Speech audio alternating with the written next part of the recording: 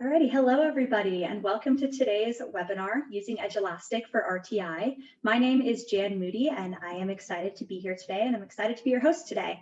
We have four amazing panelists online who are going to talk us through how they use Edulastic for RTI. So we're looking forward to this next hour. I think it's going to be really great. So like I said, thank you for being here, and let's just go ahead and dive right into things. Alrighty, so before I pass things off to our great presenters, just a few quick housekeeping things to go over. The first, like I said, welcome and thank you for being here. The next is this chat. At the bottom of your screen, you should see a little chat icon. You can use this throughout the duration of the webinar to make any comments or add any collaborative comments. So at this time, if everybody could type into the chat where they're tuning in from and what their role is in education. Alrighty, I see an Indiana, I see a California, awesome, I'm in California as well. Columbus, Ohio, Mississippi, I'm seeing a lot of coaches and teachers and intervention specialists, that's awesome. Content coach, reading specialist, science educator, awesome. New York, California, Las Vegas, amazing. There are people here from all over. That's really great. So yeah, thank you everybody for being here. Use the chat throughout to chat with one another and to get to know each other. We want this to be a collaborative experience for you all. My next bullet point here is about a poll that I launched a few minutes ago. If everybody could please take this poll, it looks like 88% have voted, so that's pretty great. I definitely appreciate everybody taking this. It allows us to understand who's here so that we kind of know what kind of questions are coming our way. And lastly, that leads me to my last bullet point, which is about questions. If you have official questions during today's webinar, we ask that you please type those into the Q&A bubble that you see at the bottom of your screen. This allows myself and my other colleagues who are online to keep track of those questions and either type a response back to you, or we will bring them up during our designated Q&A time at the end of the session. So yeah, one final thing is there are a couple other Edulastic employees online today to help answer those questions. So I want to say welcome and thank you to Ileana Betancourt and Bill Storm. So they'll be typing questions back to you and helping to monitor the chat as well.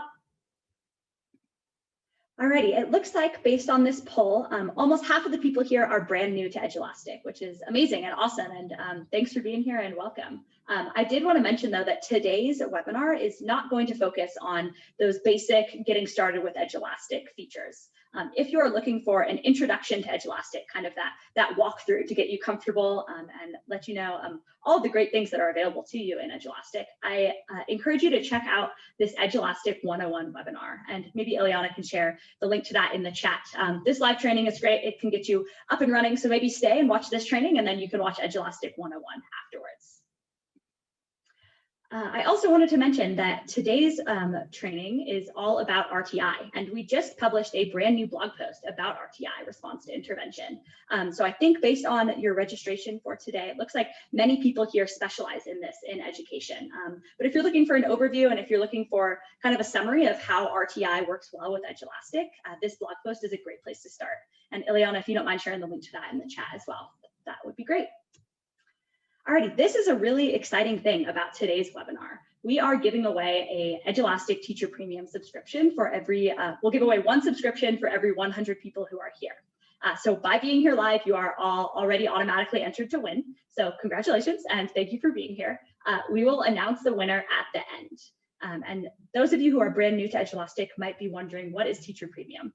So Teacher Premium is our paid version of Edulastic. So this includes more in-depth data, some very cool anti-cheating features, some collaboration tools, some really great reports, which I know a lot of our panelists are going to speak on later, and so much more. There's just a ton that comes with Teacher Premium. It's really powerful and very, very cool. And that's a $100 value. Alrighty, at this time, I'm gonna introduce our first presenter. First up today is Randy Swift, and Randy is a 5th grade teacher in New York. He is currently teaches 5th grade, but he used to be an intervention specialist for grades 3 through 6. Excuse me. He's going to talk about his assessment journey with Edulastic and how typing questions and assessments to standards helps him keep track and support all of his different students. So with that, Randy, go ahead and unmute yourself. I know you wanted to share your screen. If you want to turn on your video, unmute yourself, and take over screen share, I invite you to. Okay. Thank you.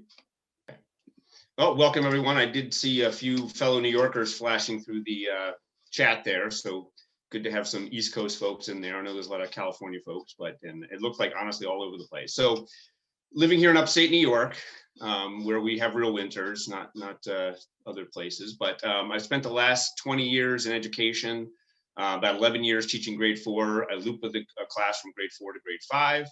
And the last 5 years, I've worked as a math intervention specialist with grades 3 through 6, as Jan mentioned.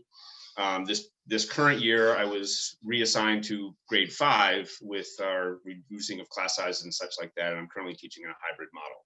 So that's probably another webinar for a whole nother day and how to do that. But moving on. So as I was saying, my theme here, you'll start to see come true to life with the different song references, and we'll get into this. So my journey of assessment began, as I say here, sitting on the DOK of the Bay, the dock of the Bay. About 4 years ago, I worked as a job share, teaching part-time and working for a curriculum company part-time. And we were developing and writing assessments that ultimately became hosted by Edulastic. So that was my first foray into Edulastic and that platform for hosting assessments. And that deep dive into assessment really taught me about assessment design and DOK and all these various things that really mean something when you're looking at assessing students. At the time, was working as an interventionist, so it was helpful to target that specific group of students 3 through 6. And then the year following that, my district did a pilot where we had an Edulastic enterprise license, which was interesting to be able to share data between teachers and such like that. So that's something, again, for a whole another workshop that would be useful as far as how to share all that information.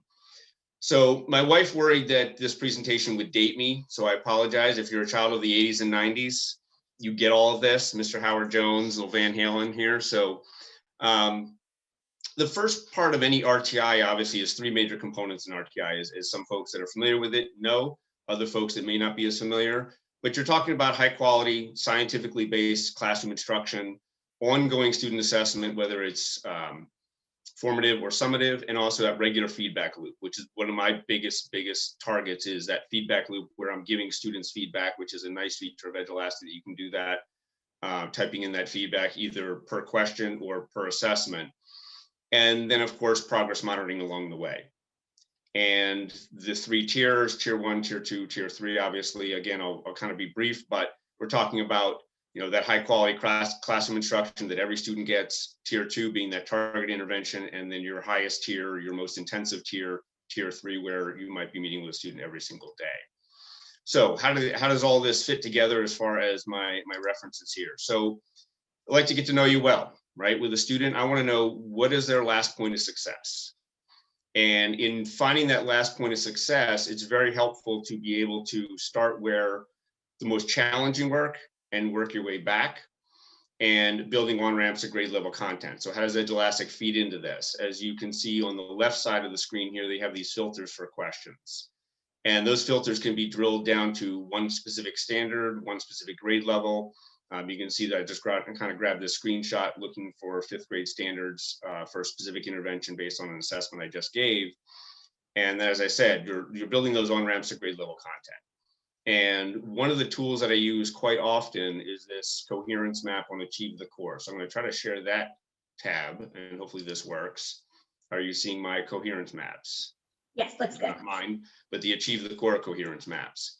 So if you've never seen this tool before, it's kind of your Cliff Notes version of the progression documents. So I'm working in 5th grade, but I really want to know, what do the standards link to and link from when I'm working with a student. So if I, for example, just as the first one that pops up, NBT1, which is multi-digit representation of 10 times as much, 1/10 as much, I can map that standard all the way back for NBT1A, and then I can keep going all the way back to a 2nd grade and such. So what that allows me to do is then go back into Edulastic, and I can target those specific standards by searching within those filters for those specific standards that I want to be able to target with a student. So let me get back to my original presentation here, which, hold on, sorry.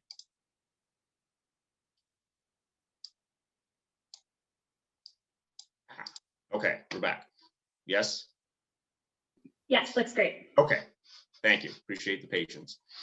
So by drilling down on those specific standards, I can get to know a student very, very well and what he or she can or cannot do at the time.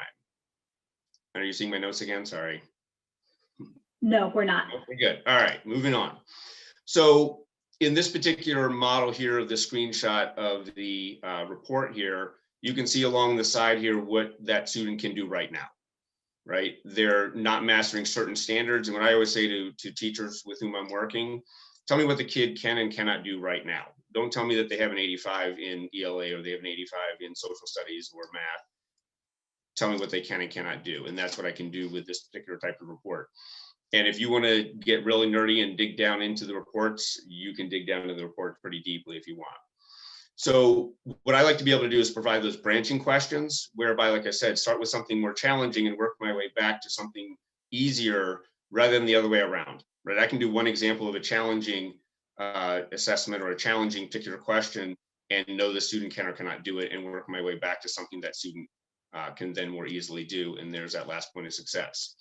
So at that point, things can only get better, right? That's what we're going to start working on is what can the student do now and what am I working towards as the student is attempting to bridge back or build on-ramps to grade level content. So our Jimmy Buffett fans, here we are. And how do you like me now, right? That's what we're working towards, building successes and celebrating those successes. So this is one of my favorite reports. Is more of a what I call a portfolio over time. So as you look on the kind of the center of the report here, you can see all of the questions, and I kind of zoomed in on the tabs that are at the top of the screen there. So you can start to see the total questions that a student has done on a given standard, how many of those questions they have gotten correct, and what percentage of those. It's still useful to know what percentage of the questions they got correct, and really now start to drill down. Okay, I have, for example, 10 questions that student has done and they've gotten 3 correct, for example. That's a lot different scenario than if they've done 20 questions and gotten 3 correct, or some other comparison of standards to correct versus, or questions correct to versus not correct. So again, it can get really nerdy digging into the report. So here we are. And as students start to work on more and more practice, you know, this particular report is just a quick screenshot of what a report might look like for a given specific assessment. Again, targeting what that student can or cannot do right now is really helpful. And this is just kind of the bottom of that report. It wouldn't fit on one page. So here we are now, back to those filters of the questions. I know what the student needs. I know what on-ramps they need to build and the distance I need to go. I can go back in using that coherence map and also now helping students to build success. And how do you like me now? So in this example, this is a student that I was working with on reading and literature, and you can see the various standards we targeted. They might be grade level, they might be below grade level. Either way, I can now look at this and say what they've mastered or what they've exceeded mastery, and we start the whole process over again as far as setting goals and things like that. Also letting that student know that in the RTI process, obviously, it's not a lifetime sentence, right? This is a student, you come in, you get the support you need, you build back to grade level, and we move you on to work with your class with the idea, obviously, that you can bring them back in when that support is needed. And again, another report that I really liked is seeing a whole class here. Again, I'm kind of bridging the gap between my intervention practice in the past and my grade 5 group right now. And something like this just really shows me what specific things I'm going to do next as far as intervention, because my intervention nowadays is happening within the classroom. It's not happening in a separate space with a small group. I don't have that luxury. So something like this allows me to now create a very targeted intervention assessment or a practice assessment even that I can deliver to students and they can do on their time outside of class when they have more time to work, especially when they're working as a hybrid model with their home some part of the week. So, went backwards, sorry. So that's the short and sweet of it. I mean, there's a lot that you can dig down into to help support students in here. Again, if there's questions, you know, we'll I think handle those at the end. But I'll pass it off now. I think Briana is up next. Dena's up next. Thank you, Randy. That was great. And well, especially helpful to see how you filter in the item bank. Definitely appreciate those tips. I'm going to go ahead and share my screen, and then Dena, while I'm doing this, I invite you to unmute yourself and turn your video on, and I will introduce you right now. All right, Alrighty, so our next presenter is Dena Morosin, and Dena is a 4th grade teacher from Klamath Falls, Oregon. She's presented several times on Edulastic before and has always done a wonderful job, so we're excited to see what she has to say today. She uses Edulastic for math intervention specifically. Go ahead and take it away, Dena. All right, thank you. So if you want to just go ahead to my first slide, that works fine. Sorry, the next one, that one, thank you. So again, my name is Dena Morosin. I'm in Southern Oregon. I have actually been using Edulastic for almost 10 years now. I came across it at a technology conference quite a while ago, and I actually started off with science, using it with science. And as an elementary teacher, of course, we teach all subjects. So I do use it for more than just math. I use it for basically all my subjects when it's appropriate. But the reason I was going to talk about math today is because a lot of schools and a lot of districts and a lot of classrooms are just now getting into math RTI. So we've been doing it for reading forever, it seems like, at the elementary level. But we are just now kind of trying to explore it, at least in our district, for math also. So I know somebody asked in the chat box about, is this a RTI for just math? And all of these graphs and data, I think that we're all showing, could be applicable to any subject. So it was just a random thing. I think that we probably all picked math to show. So this first slide, oh, and I was going to say too, so our 4th grade team, there's 3 teachers in our 4th grade team. We all share, we're all co-teachers in each other's Edulastic classes, so we can share data. And again, all that great data that they were showing, when you share classes, if you want with your co-teacher, then you can see it across the grade level, which we're doing our RTI across grade levels. Like he said, also, obviously we're not doing it this year because of the COVID restrictions and not being able to mix cohorts. But we started doing this RTI last year, and it worked really great, where we were sharing our classrooms with each other. And this is one example of one of the performance data graphs that you can look at, and you can see immediately right here who's proficient, who's basic, and who's below. Now, I cut out student names down at the bottom of this graph so that for privacy, but literally on this graph, if you click on any of those pie pieces there, so if I clicked on that 8% that shows 8% of my students are below basic, right underneath of it, it would actually pull up the 8% of those students. It would name those students.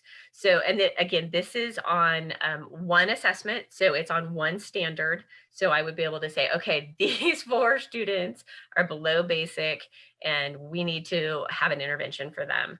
And then same with the 23% piece. If you click on that 23% piece, it's going to tell me all of the students who are at that proficiency level. So I can pull them off for a different intervention. And of course, the 69% that are proficient, we would want to move them on to the next level. So it is a super powerful report. And again, when we're sharing our classes with our co-teachers, we can see it across our grade level. So it's not just my class's data that I can see everybody's. So when we're getting ready to pull out for intervention groups, we can very quickly go to this standard and say, okay, these 10 kids are going with you, these 12 kids are going with you, and the higher percent kids are going to go with the 3rd teacher, and we're going to extend their knowledge. And so go ahead and go to the next one, Jan. Again, this is just a different type of a report. This one is called the standards report, sorry. And again, up at the top, you can see where it says the name of the standard. It's for MBT. Yep, right there, thank you. You can see the name of the standard very quickly and scroll down, and I can immediately see the 4 students who are below proficiency that I need to have an intervention with. It does list the students' names farther over on the left side, but again, I cut those off for privacy reasons. But again, I can very quickly see the 4 students who need more assistance on this specific standard, and then the rest of the students who mastered this standard already on this assessment at least. Again, this is just my class. This one is just my class, so it has a limited amount of responses, and I feel pretty good that only 4 students need an intervention on it. We've been doing distance learning for the last 10 months. So I am and having the opportunity to use Edulastic while the kids are at home is amazing, because I can still pull this amazing data and I can still do interventions with them, even if it's via Zoom, and say, okay, you four need to show up at this time so we can do a quick intervention. And then Jan, go ahead and go to my last slide. So this is a whole different type of report. This is called the standards report. And again, it is, oh, sorry, the last one was the standards report, my bad. This is the individual question performance. So the thing that I loved about this is it's the same standard, but for some reason, my kids did really, really well on question one. 92% of my kids got question one right. And then question two, 70%, less than 70% got the question right. So for me, this was a flag as a teacher. I went in and specifically looked at these two questions. And so the first question was a simple division. It was 3-digit divided by 1 digit. And 92% of my kids got that. And I'm like, yes, that's great. The second question was a 3-digit divided by what? No, it was a 4-digit divided by 1 digit, but it had a remainder. And so I can assess that and see, okay, my kids have got the simple division with no remainder, but there's a good chunk of my kids that don't have it when there's a remainder. So again, I know that I need to go back in and work with those specific kids for an intervention to help review with them what to do when there's a remainder. And I think actually those are just the 3 charts I have. I know that the other 2 presenters have some wonderful data charts, graphics that they're going to share also. So I'm going to go ahead and I'll pass it back to Jan. And again, I'm happy to answer questions at the end also. Thank you, Dena. That was great. Yeah, I love all 3 of those reports that you shared. Definitely appreciate that. Next, I'm going to be introducing Briana. So Briana, I know your camera's on, but if you want to unmute yourself, I invite you to. Let me click on over to your screen. All right, perfect. Briana is a high school math teacher and department chair in Kentucky. She's going to talk about also which report she likes best in Edulastic and how these help with her intervention. And she's also going to talk about student groups in Edulastic. So thanks for being here, Briana, and go ahead and take it away. All right, awesome. Can you guys hear me okay? Yeah, sounds good. Okay, perfect. If you can go ahead and go to the next slide for me. So I just wanted to share with you guys a few of my favorite reports in Edulastic. There's quite a lot to choose from. So, you know, to be honest, you might like these ones as well. You might not, whatever you guys enjoy. So the first one that I like to focus on is the student progress report. This one in particular shows you which students are progressing upwards, downwards, or if they're staying consistent. So I find this particularly interesting because my students have a lot going on at home. So, you know, my students that are consistently progressing upwards, if I see a sudden dip, I, you know, like to contact them, ask them, you know, are you okay? Are we doing all right? Is it the standard? I can look at the questions, look at their responses, and I could easily get some feedback. The kids are also interested to see if they're progressing as well. So when I check this report, I can tell them, you know, good job. You're moving forward. We're doing great. And as you can see, I do have quite a few going downward. This was after the final exam. That's where that screenshot's coming from. So now with this new semester, we're definitely going to take studying a little bit more seriously. Another favorite of mine, especially since I teach AP Calculus and dual credit math, is the response frequency report. So what this report does is it looks at your exam and it breaks down how the students respond to each question of the exam. So you might be wondering, how does that benefit me? Well, if you have certain misconceptions, especially in how precise the wording could be in a class like calculus, it's very, very, very helpful to see which particular questions they're struggling with and how can I kind of work through the wording to kind of help them read through a question. Especially in a math class, reading comprehension is key. So I definitely enjoy looking at this. So for example, it's probably about midway, you can see that the students got the question 52% correct. And, all right, maybe that's 57% correct if you want to like move the arrow maybe towards the response frequency. And they also got it incorrect 43%. So that's almost split, right? So I really needed to double check that question and see, you know, why is half of my class getting this wrong? So It's definitely great for conversations in the classroom. The kids can definitely see their answers once a test is closed, and we have debates. So, I would put this type of question on the board. The kids would talk through their questions, and we would kind of identify why something is correct and why it was incorrect. So definitely a phenomenal resource if you're trying to weed out those tiny little misconceptions. Another favorite of mine is the Standards Gradebook. I know the prior two presenters kind of touched on this a little bit. The Standards Gradebook is a really, really great way to see how each student is progressing on your standards. You can also kind of limit this to certain groups. So for example, I could use my groups that I identified prior in Edulastic to see, how my minority students are doing, how my ELL students are doing, et cetera, et cetera.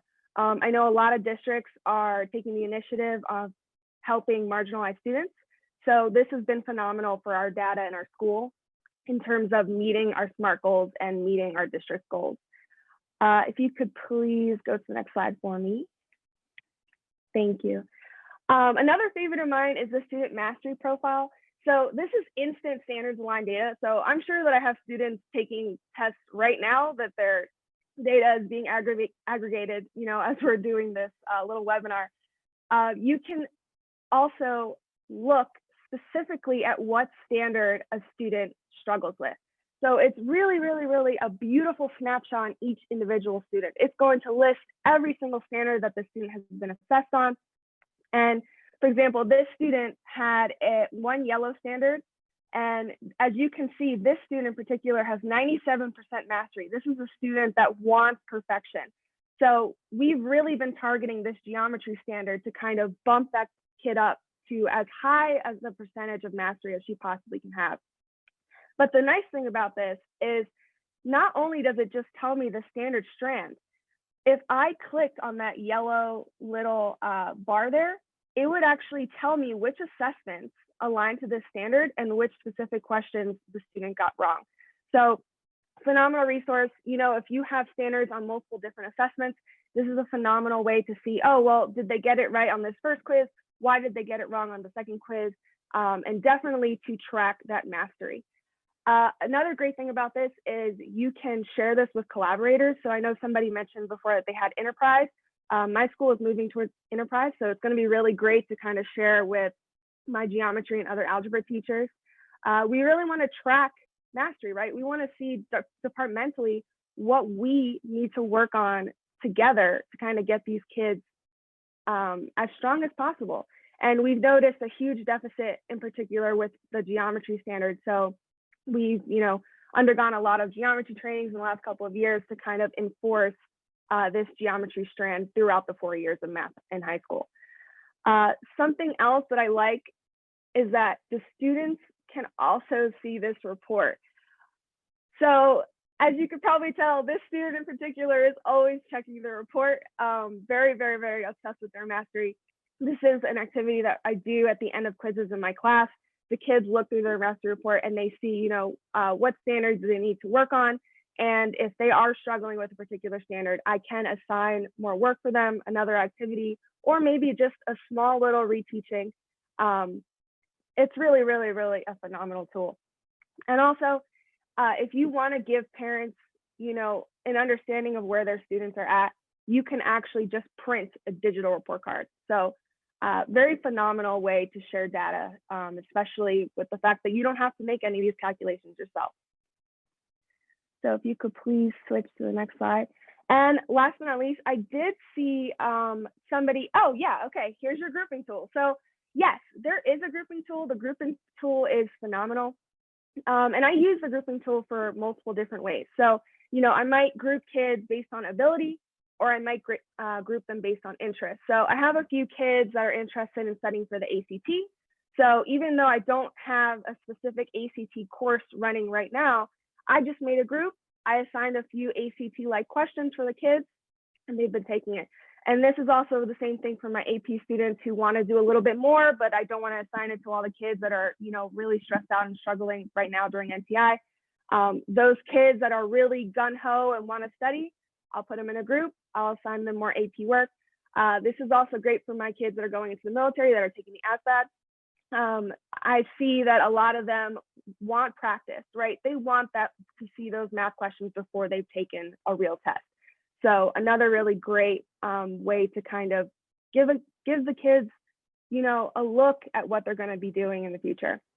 So something cool about the groups is that you can continuously edit the groups. So, you know, say a kid demonstrates mastery, I can pull them out of the group. I could put another kid in there that may need differentiation. Again, you can assign assignments directly to the groups. They can also be assigned through Google Classroom. There's a bunch of other, you know, ways to share these assignments with the kids. And something really cool about this is you can also check all of the group data in the report tab. So something nice about that is, say we're talking about intervention in our PLC, and we're talking about, you know, are we making benchmark with these kids that are requiring intervention? Well, I'll just pull up the group data. Here is these specific kids. This is where we are. These are the standards that we're tackling. Here's their mastery percentages. And it's been a phenomenal way to kind of help my department move forward in increasing our benchmark and increasing the success with kids passing math classes. So I guess that's really it. So if you guys have any questions, go ahead and put them in the chat and I'll respond. Thank you, Briana. That was awesome. And really cool that we had people asking, are there grouping features? And then that happened to be our next slide. So thank you for chatting about that. Really Awesome. appreciate it. Yeah, and if people have questions for Briana or Dena or Randy, go ahead and put them in the chat or the Q&A bubble and we'll get to them at the end. We do have one other presenter. So I'm really excited to welcome Karen Hernandez. Karen, if you want to turn on your video and unmute yourself, I will go ahead and introduce you now. Hi everyone, good afternoon. My name is Karen Hernandez. Welcome. I hope you've been enjoying everything that you're learning about, and I'm excited to be here and share a little bit of what we've been doing and I've done in the past. I'm an assistant principal at Shadow Hills High School in Indio, California. I'm also a former math teacher here where I taught Math 1, Math 2, and compacted Math 1 for the past 7 years. And I recently became an assistant principal through this school year. So it's been a transition, but I'm excited to share a little bit about what I've done here on campus and kind of what we do from some of our teachers, and I hope you enjoy it. Next slide. So a little bit about Edulastic. I've been with Edulastic about 3 years now, and my favorite part has always been the teacher dashboard. It teaches you a lot from a whole perspective, and it also teaches you from a targeted perspective. So it really depends, what is it that you're targeting? What are you looking at to gather that data? So this is one of my pieces that I truly enjoy. So whenever I give an assessment, we work with standard space. We've done, this is our 4th year doing standard space for our Math 1 students. It's our 1st year doing it through distance learning. So that was definitely a change, but we're doing great so far. And all of our summative assessments are based on specific standards. We always try to do small summative assessments that target the specific standard. And then the final summative assessment, we group certain standards based on the modules that we've been using. So what you have here is a summative that we took, and this is about a year old. And what I like about it is the green tells you the amount of students that got it right. But once you get to the yellow or the red, that signifies a partial correct answer for the yellow. And then the red tells you, okay, this is how many students got it wrong. The second image, it shows you correct attempts 8, partial attempts 19. So that tells you 19 students got it right and partially wrong. And then the red tells you there's 7 students that got it wrong. So when I'm thinking RTI, I'm thinking, who are my students? What standard specifically did they miss? And how am I going to target each student through a tier 1 intervention? So with us being standard based and our summative assessments focusing on a specific standard, not multiples at a time, it really allows us to target those students for that specific standard. Can we go to the next slide, please? Thank you. So here's a deeper dive. This assessment focused on REI point 1, and I have 2 views for you. On the left, it tells you if they've mastered the standard. So the ends, which I've boxed in, tell you these students have not mastered the standard. If you see right below it, you see a mix. You see an A, an M, an E. So I want to focus on my ends. My ends means those are the students that did not master the standard, and it tells you by how much. What was their performance? On the right-hand side, it also gives me a different view, and it gives it by question. So when I'm looking at a tier 1 intervention, I'm looking at, okay, how many students got what standard wrong, but I'm also looking at how many more questions within the standard they got wrong. So that way I can target by groups and I can target by the specific question. So with Edulastic, this is essential in the classroom because now I'm able to really create my groups. The students who met the standard, students who are in the middle that still need some support, but not a lot of teacher support. And now here's my group of students, the batch that is the intervention, the RTI. How am I going to reteach this so that I can now measure the growth? So through this, I believe that it was shared earlier. You saw it was a graph where you saw the increase if a student grows within the standard. So that's another phase that we look at towards the end. But when I'm doing RTI, I'm looking for that red. How many times did the student get read within all of these questions? Because now I can target from that standard, what action is it that the student was unable to understand? Next slide, please. So here's where I really focus on the RTI. So I use Edulastic, say, as they took the formative assessment or summative, and I want to look at their scores. Now that I know their scores, what standard they didn't perform well on, I go into my RTI, which is what type of error did this student make? So the platform through Edulastic, they get to put their answers, but I'm also looking at their work. Now, because we're in a virtual setting, another way that you can modify this is if a student took a screenshot, if a student had a whiteboard like Google Jamboard where they can write out their work, you can analyze in a deeper perspective their work. So now I'm looking, what errors did they make so that I know what type of questions I'm looking for in Edulastic, what standard am I focusing on, and what DOK level I'm looking for. So the 3 types of errors that I'm looking for, and that's how I group my students, are the following. Is it a reading error? Is it a concept error? Or is it a reasoning error? When I look at their work and I look at the reading error, oh, it was a simple mistake, those students really don't need an intervention from the teacher. Those are the students that can work on their own. It's simply go back through your work, see if you can find your mistake. And that's how I group those specific type of students. Now, when I'm looking at a concept error and a reasoning error, that's where I really want to take a deeper dive. When it comes to the concept error, I'm looking at, okay, what part of the concept was the student confused about? So it doesn't mean they don't understand the concept completely. It's a part of the concept that the student misunderstood.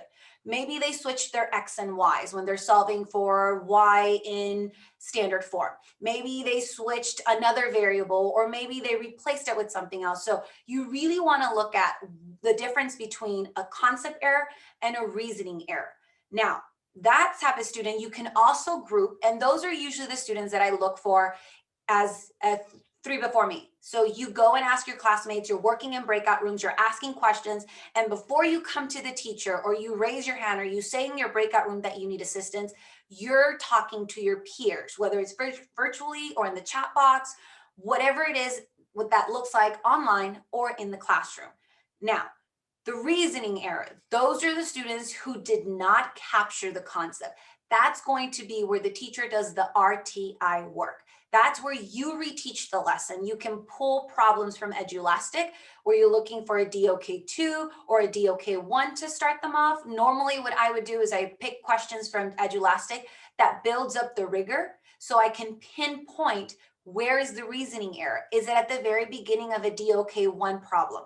Is it in the middle of a DOK3, DOK2, or is it at a DOK3? That way I can target my instruction. And then when they do a retake in Edulastic, I can now measure the growth. So when it comes to RTI, you really want to be able to analyze the types of errors that students are making, because that's going to give you an insight as to what went wrong, what's happening, and how to respond when you use Edulastic. Now, if you see that students are continuously making a reasoning error, that's a sign of maybe this is a tier 2 intervention, even though you've done your tier 1 to support your students. So maybe we want to take a deeper dive in reaching out to your tier 2 team. But through Edulastic, I love using it because it gives you on-time data. It shows you where the student is struggling. It shows you the growth, because now you can compare from where they started to where they ended, and then you can put it all together, and you can even have these conversations with students, You can share the data with parents and students, and you can talk about it in class in present mode where you don't show the names, but you show the data. Next slide, please. And I think this is my last one, I'm not sure. It is. So it's been a pleasure helping everyone out and talking a little bit about how I use the 3 types of errors and Edulastic together to help in RTI and to help our students move forward and grow. So I hope you've enjoyed this time. Thank you for joining us. Thank you, Karen. That was awesome. Really appreciate it. Alrighty, at this time, we are going to move on to our Q&A section of today's webinar. So if all of our presenters could turn on their video and unmute themselves, we have a couple questions that have come in through the Q&A bubble. To everybody who is here, I encourage you to ask any other questions you may have. We have about 10 minutes or so to go over questions right now. So drop them in the Q&A bubble and we will get to them. So our first question is to any or all the presenters. Do you use screeners in your district to place students in tiers for RTI or just standards-based performance on Edulastic? Maybe, should we just go to Karen, do you want to start? And then Randy? I'll start, yeah. So at Desert Sands, we use iReady. That was a question I saw. We use iReady in regards to growth. It's our district assessments. We do them 3 times. So we don't use that solely. We use more of multiple measures, but iReady is a part of it. Edulastic takes place more at the classroom level during our PLCs. That's more where we use it. Thanks, Karen. Randy, what about you? So in New York, in order to identify students who require intervention, you have to have dual measures. You have to have 2 measures. One is a state test or something like that, and one is a local measure. So up until this year, just because of COVID and the different models that teachers are operating under, I developed my own benchmarks within the school for grades 3 through 6. And I have a counterpart in the intervention world, K1-2, who developed her own local benchmarks. I envision, and my dream is that I would develop those benchmarks within Edulastic, and that becomes our shared data that carries on year to year, and things like that can be shared with other teachers. So yeah, I mean, initially we just developed them locally. Great, thanks, Randy. Briana, what about you? My situation is very similar to Randy's. We have 2 different types of measurements. So the reason why we do that is because a lot of our kids like to show out on the district assessments, you know, click through, put their head down, not take it seriously, but they'll actually perform for their teachers on the local level. So we kind of compare that data. We'll see a lot of really, really low scores on the state test, and that could be through wording or the standardization of it. But if you just watch their performance while they're taking the test, you can kind of see it's probably because they're not really caring. So I really prefer using my local data versus the state data, just because I know the students better. I know what kind of terminology they understand, and I know, you know, what they can do. I just need to know how to push them. Great, thank you. And Dena, do you have anything to add to this one? So we do a district level assessment 3 times a year. Also, it is Acadians math. And again, I feel like what kind of everybody else is saying, that the data isn't super helpful to teachers. We take it in the fall. And so of course my kids miss 90% of the questions because it's a 4th grade assessment and they know nothing. Well, I obviously can't do RTI on every single standard. So and it's paper pencil. So not only paper pencil, I have to go through and grade every single question by hand. And then I would have to compile all that data into classroom data or grade level data. And we've tried to do that. Again, we just don't find the data that helpful or that useful. So we use Edulastic. We have made our own assessment inside Edulastic that ties with our math curriculum. We use Engage New York. So we made it, you know, like a 30 question assessment, and the kids go through, and then again, we can use all those great reports that we just looked at to pull out specific standards that they're the lowest at, and focus on those until they improve and pull out the next standard. And then when we take it the same thing, we take that test 3 times a year, the same exact Edulastic test, and we use it for our teacher slugs, our teacher goals that we have to prove that our students are learning. That's exactly what we use. And we can really see the progression that the kids are making. So again, when they take it, they just took it again this last week, see huge gains on the standards, huge gains in mastery. And then we can again focus on 2 or 3 of the lowest standards and work on that, really work on those things for our interventions. Great, thank you, Dena, and thank you everybody for explaining that process. Our next question is for Briana, and it's from Christina. She's wondering, I think you mentioned giving a progress report home to parents. Do you mind elaborating on this? Specifically, she says, if you use standards-based grading, do you print the standards-based data as a progress report to give to parents, or do you manipulate it in some way to then give to parents? I don't manipulate it at all. I give it to them straight. And, you know, I just make it available for them to ask any questions, what things mean. The report card is very detailed. It explains the standard, it explains what the standard covered, and then it gives the student scores. So honestly, I think it's a really great conversation when they see the standards and what the kid is struggling with, because then the parent can specifically ask me, you know, what are you doing to reteach this geometry standard? Like, what are you doing to help my kid with this Algebra 1 standard, even though they're in Algebra 2? You know, I think that knowing exactly what the kids are struggling with is the only way to be able to help them master everything. Thanks, Briana. Our next question is for all of our panelists. So once you understand what standards students need a little bit more assistance on, where do you get your questions? Do you get them from the Edulastic library? Do you write your own? What's your process for that? Maybe Dena, do you want to start this time? We'll go opposite direction. Sure, that's fine. So I do a little bit of both. All of my math questions though were taken straight from our curriculum. So Edulastic does partner with Engage New York. So there are a ton of Engage New York certified questions inside Edulastic, inside the library. There are tons of certified questions from other math curriculums also. When we do our weekly exit tickets, even our daily exit tickets and then our weekly assessments, I literally am taking those questions straight from Engage New York. Occasionally we have a question on the worksheet that I can't emulate on Edulastic, and so then I'll go through and I'll just search by standard. So if I know we're just starting fractions this week, so I'll go and look for the specific fraction standard that we're looking for in that library and pull a question. I rarely write my own questions. Somebody asked in the Q&A earlier about what do you do if you can't find a question on a specific standard? And I said, I've been using Edulastic for 10 years and I have never, ever searched for a standard and not found questions ever. I mean, and there's usually a minimum of 100 to 200 questions depending on the standard, but I have never searched for a question via standard and not found questions.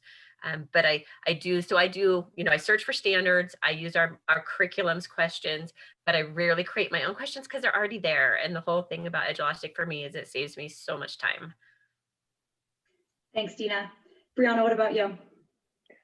Well, I do a little bit of both. I'm kind of in a similar situation. I've been using Edulastic for about 4 to 5 years. So I have a really, really large library of things that I've created and that I've used from other people.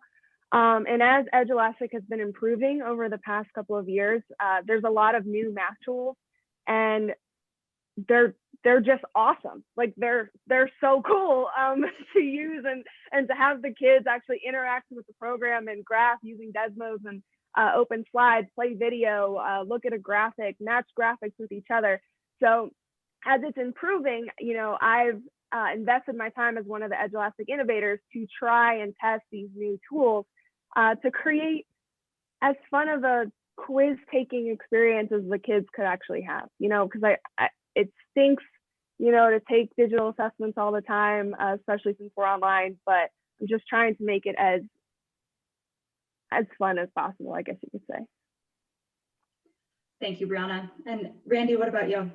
I'm agreeing wholeheartedly with all of those things. So early on, finding questions in the question bank, never had a problem finding a question that targeted a specific standard. This year, again, kind of is that innovator piece, I'm looking to do more innovative type of assessment. So just as an example, I just gave a social studies assessment where I grabbed a video, put the video in, and had questions that I wrote myself based on that video. So you know, there's other tools that I've been using that kind of do the same thing, but now embedding that content, because again, with ELL students, that was something I found they could listen to and watch the video and it made more sense to them. So writing those questions that went along with that, but I've done a lot more this year, making, as Briana just said, making those assessments much more user-friendly and kid-friendly, and something that they kind of engage with more so than just questions on a screen, right? There's something more interactive with it. So I've done more writing my own questions in this past year than I ever have, but I've never struggled to find a question if I'm looking for one. Right. Also, one thing I did want to mention is that I made my final exam in about 10 minutes because Edulastic keeps track of all of the questions that you've ever used. So, you know, I could look up a specific standard. Every question that I've used in my past quizzes pop right up. I can look up, I did see somebody say tips for new teachers. You can actually search for keywords. So say you're a new teacher and you're still struggling with trying to understand your standards, don't worry about searching by your standards. Search by the keyword that you are looking for in a question, and I promise you a bunch are gonna pop up.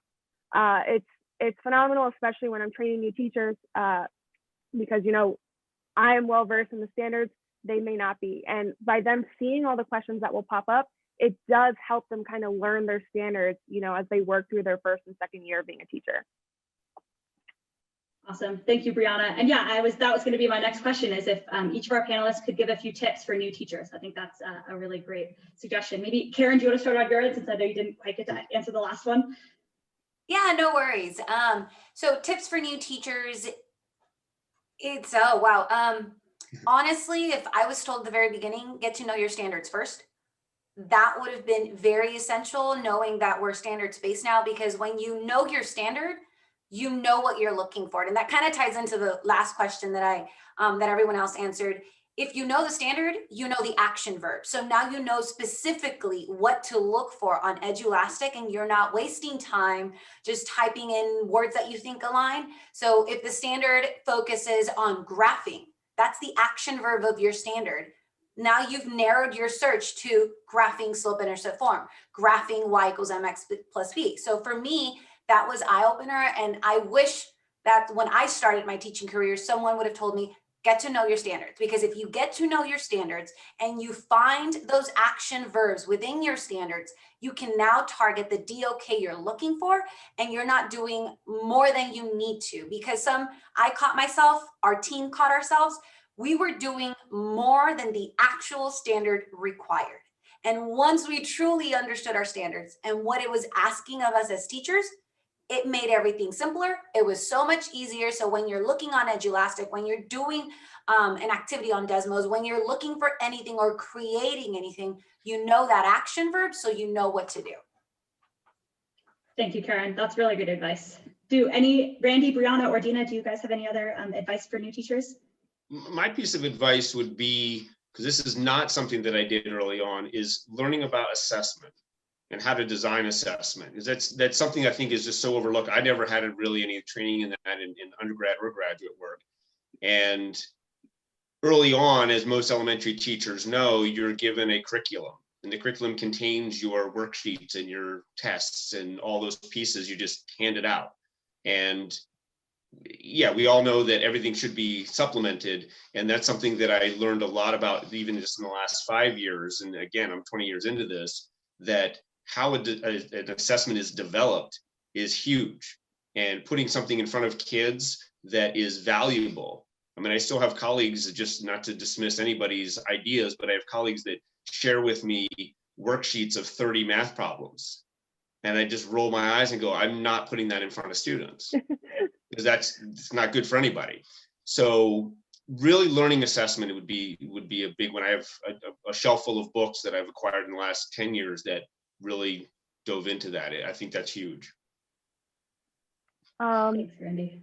I think that the library in Edulastic can be a little bit overwhelming if you're a new teacher, because you're going to be seeing, you know, thousands of questions that are going to align to your standards.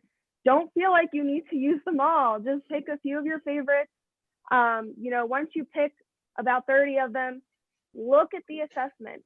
Think about what you want the kids to actually show you. Pick the questions from that 30 that actually show that illustrate that target that you're actually trying to get them to do. I agree with Randy. You don't want to have 7 questions covering the same exact thing. You want to show that they're understanding. You don't need to kind of abuse the system, as I would like to say, with just giving them way too much work and make them disassociate from, you know, taking assessments. Thanks, Briana. Jan, I'll just go super quick. I think one of the greatest things about Edulastic is their customer support.